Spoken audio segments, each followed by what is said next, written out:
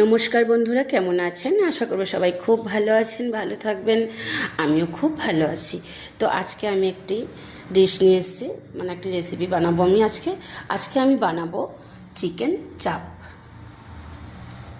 তো চিকেন চাপের জন্য কি কি লাগবে? এখানে আদা আছে স্লাইস করে কাটা, রসুন আছে, আর পেঁয়াজের টুকরো আছে, দুটো মিডিয়াম সাইজের পেঁয়াজ আছে, আর এখানে আছে কাজু, আমি চালমগজ আর পোস্ত। এগুলো আমি একসাথে সব পেস্ট করে ফিরে আসছি। এই যে আমি মিক্সার জারে সবগুলো দিয়ে দিচ্ছি, আর দুটো জিনিস অ্যাড করবো, সেটা হচ্ছে টক দই আর কাঁচা লঙ্কা। মিক্সার জারে আমি সব উপকরণগুলোর একটা পেস্ট বানিয়ে নিয়েছি।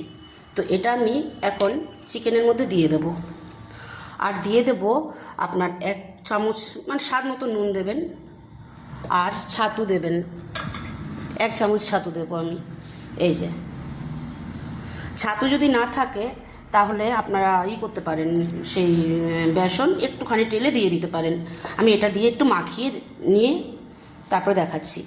আচ্ছা, আমি এটা তো সব দিয়ে দিয়েছি, একটু চিনি দিয়ে দিলাম, আর সাদা তেল দিয়ে মাখাতে হবে।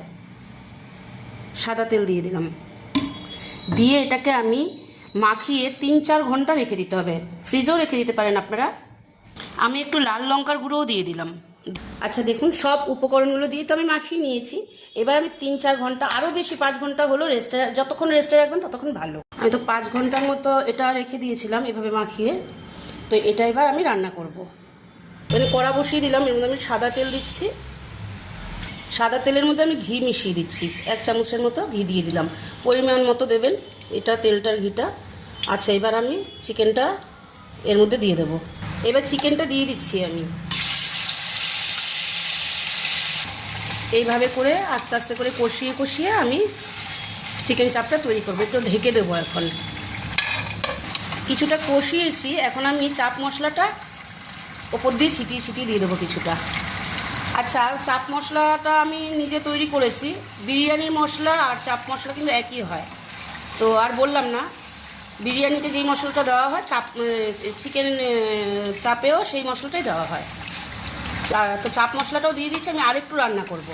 আচ্ছা, আমি এখানে রেডি করে রেখেছি কেওড়া জল, একটু অল্প হাফ কাপের মতো দুধের মধ্যে কেওড়া জল দিয়েছি, রোজ ওয়াটার দিয়েছি, আর আপনার কি বলে কেসার, আর হয়েছে মিঠা আতর।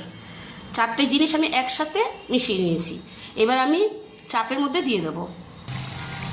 চিকেন চাপটা কিন্তু মোটামুটি অনেকটা হয়ে এসছে। আমি এবার এটা দিয়ে দিচ্ছি, একটা খুব সুন্দর কালার আসবে। এই কেশরটা দিয়েছি তো, কালারটা এবার একদমই অন্যরকম হয়ে যাবে। আমি আর একটু নাড়িয়ে ছাড়িয়ে তারপরে, আমি কিন্তু এক্সট্রা জল দিইনি,